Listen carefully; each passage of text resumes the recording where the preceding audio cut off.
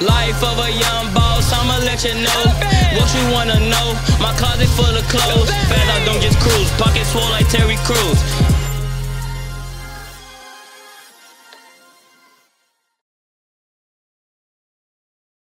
Hi everybody, this is Rebecca Cruz.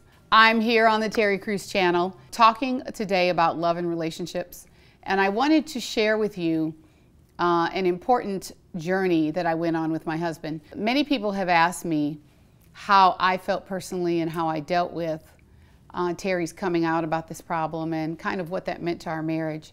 And so I want to share a little bit about what the victim or the spouse of an addict goes through and how you can overcome the hurt and betrayal that you feel in that situation and maybe save your marriage. I was a young girl when I was also exposed to pornography and exposed to things like magazines, comics, even comic books that had porn in them. And then occasionally the, kind of slightly R-rated movie that would be on very late at night. And I was growing up right at the advent of cable television. So my brother and his friends had discovered a way, and I discovered Terry did this too, to see pornography on the cable channel late at night. And so this influx of the sex industry directly into our homes, and I'm sure has affected countless millions of people. And so I want to begin a little bit by telling you how I found out about this.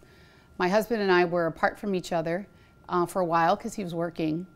And there was one evening that I was expecting him to call me, and I just kind of had this funny feeling all night like something was wrong.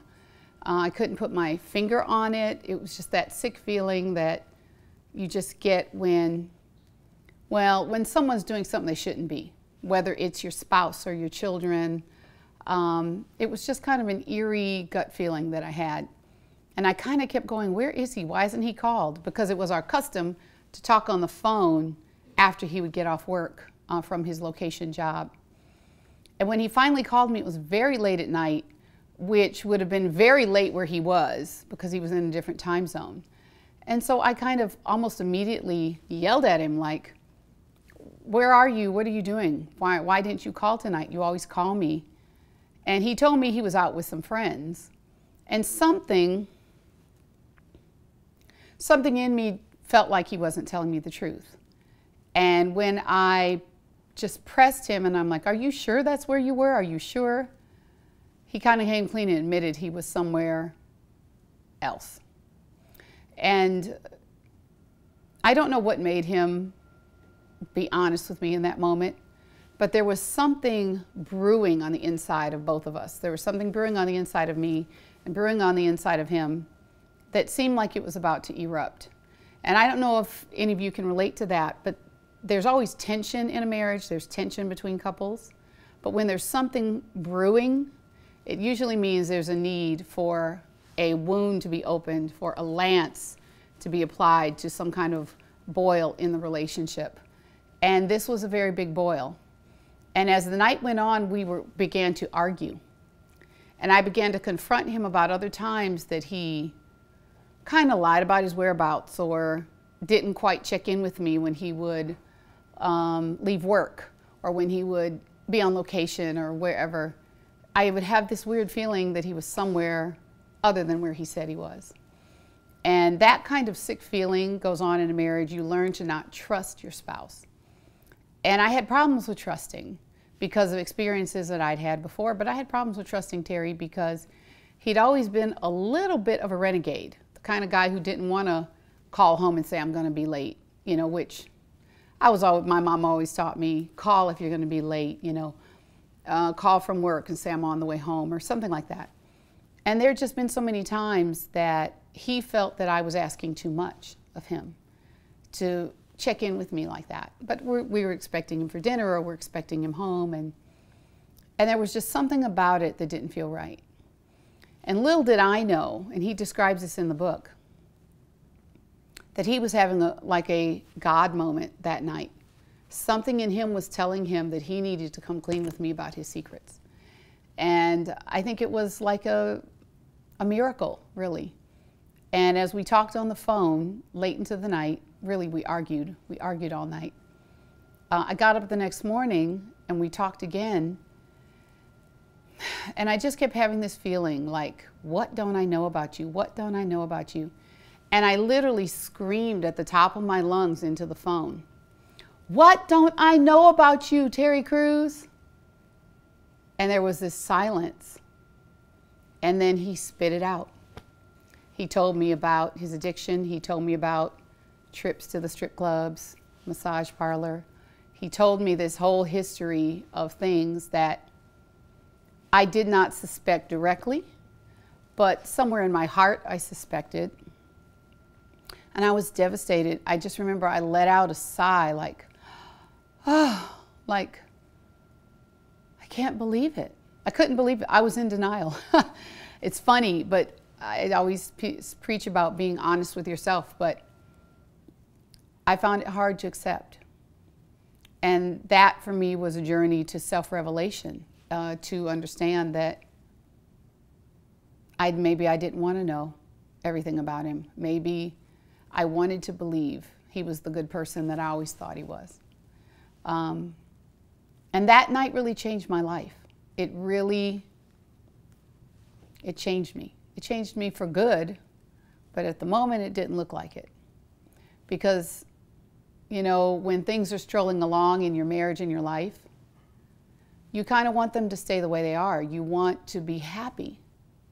You don't want to acknowledge there might be something wrong with your child or your marriage or whatever situation you're in, your finances. Maybe you don't want to own the fact that you're in debt. You don't want to look at that pile of bills and say, I need to change. But that night I realized something. Number one, my marriage was not probably going to last. It wasn't over yet, but it was beginning to look like it was over. Number two, that there was a grace over me to handle it. And number three, that no matter what I did or didn't do, my husband had to change for himself.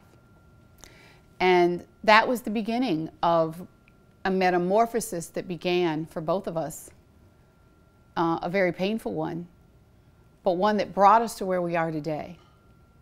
And I want to say this to each of you watching. It doesn't do any good to sweep things under the rug.